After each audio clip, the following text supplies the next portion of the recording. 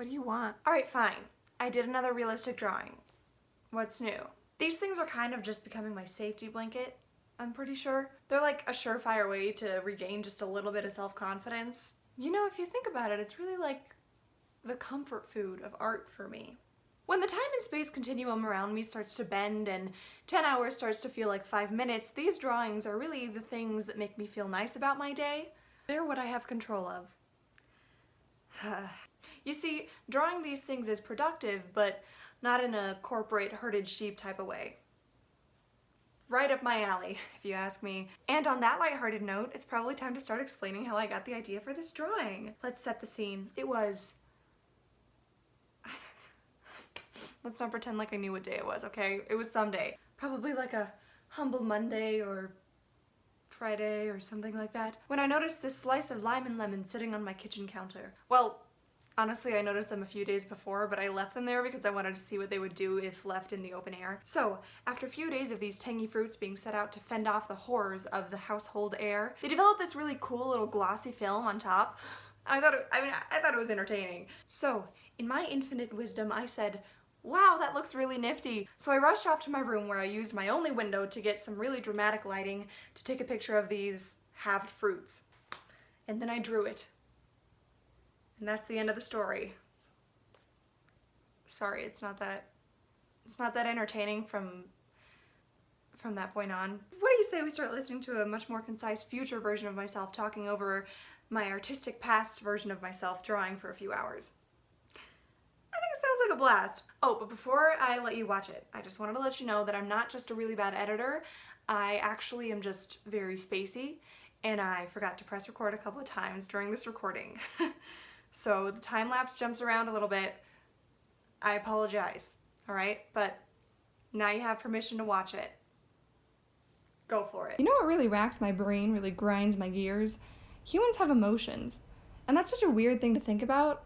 Maybe that's because it's hard to conceptualize another person being a well-rounded, emotional human being like ourselves, because when it all boils down, we all really only exist as memories in other people's minds. But I happen to believe that these emotions we feel, even the bad ones, are good, because at the end of the day, we can't really prove anything exists other than our thoughts. Descartes.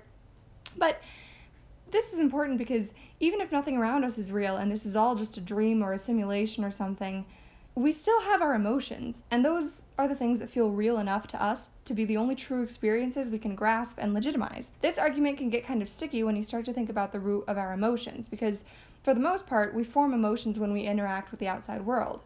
And if the outside world isn't real, are our emotions? Now, this is a classic coming of age in a democratic society with existential tendencies question, and I've thought about it a lot, obviously, but the only way I've really been able to answer it for myself is it doesn't really matter if they're real because they feel real to me. Because even if everything is real, we still have limited realities where we'll never be able to feel the exact same thing that another human being can feel. For example, I'm not rich. I'll never know what it feels like to live in a reality where I am rich.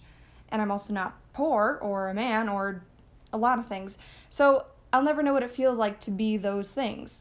But this argument applies to similar differences as well.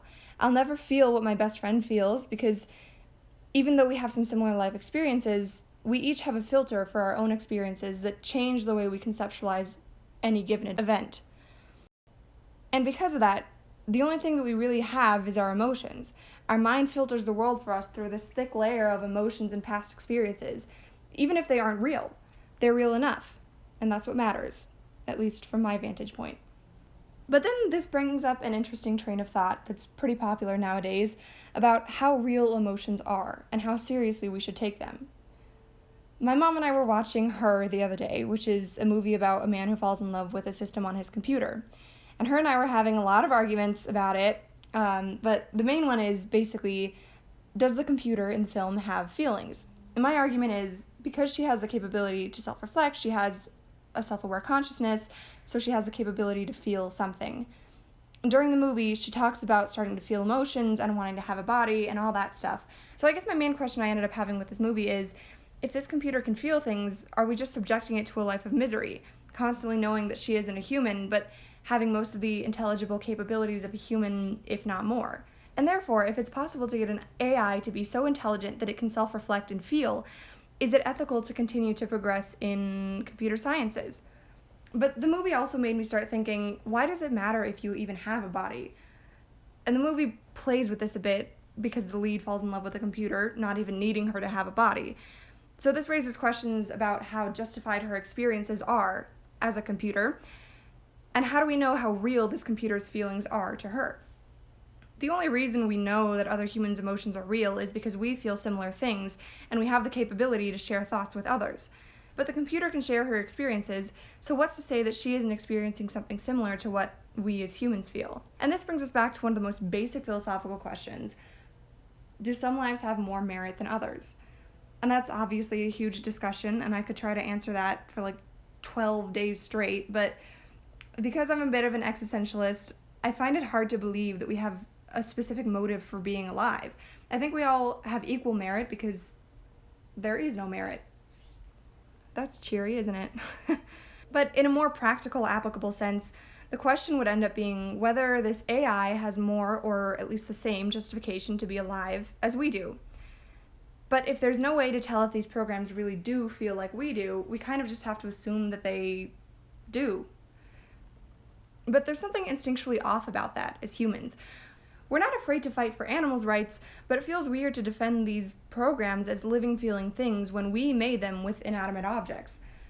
But even the AI we have now, like Alexa and Google Home and stuff, are intelligent enough to be superior to us when it comes to the resources that we already have access to, like the internet and music streaming services.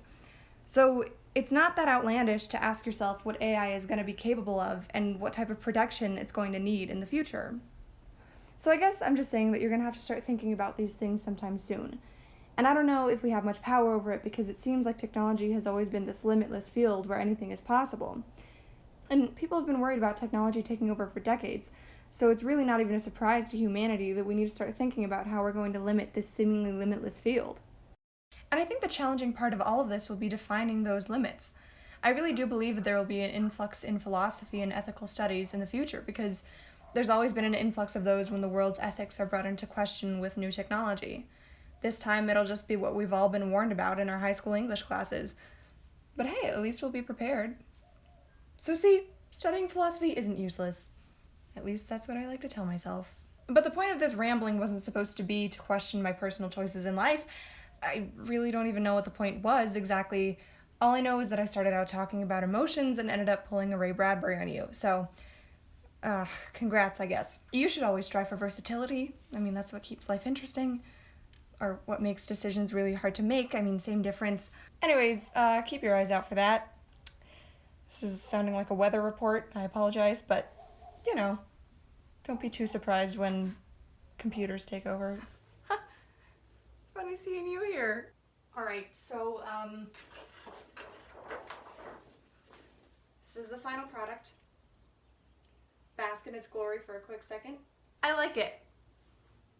I like the drawing. The actual lemon and lime are pretty good in my opinion, but I feel like I could have done the hand a bit better. Whatever, it's all just part of the plan to lower my standards so that I'm never disappointed in anything. And it's working. Yeah, I think I may have already redefined the metric system to myself by now. Huh, let's move on from that. I really feel like letting those fruits sit out for a couple days did the trick. It had a glossier look than if you had just like freshly cut the fruit, and I don't know why that happens. I'm sure it has something to do with science, but I mean, I'm not studying a real science, so I just wouldn't know little tidbits like that. It's just one of the many risks of being a philosophy major. Alright, but the glossy look gave me something easy to grasp onto and then give some dimension and contrast to the drawing. So after the clementine that I did a couple weeks ago, I developed a skill for drawing citrus, and I just kind of like pulled that out of my bag of tricks for this one. So it was really not that challenging of a piece, but it was fun and kind of satisfying to like watch myself do it. And now that I think about it, it was probably a good idea for my first drawing of this series to be a hand, because most of my other drawings after that first one had hands in them, and like once you develop a technique for something, it's much easier to do it later. So I developed a hand drawing technique, which is nice because I know that drawing hands is typically like a really challenging and like daunting thing for artists. So I'm glad I developed it. Look at me having good intuition. That's a first. Anyways, goodbye now. I'll see you next time. Ugh, fine, you can stay.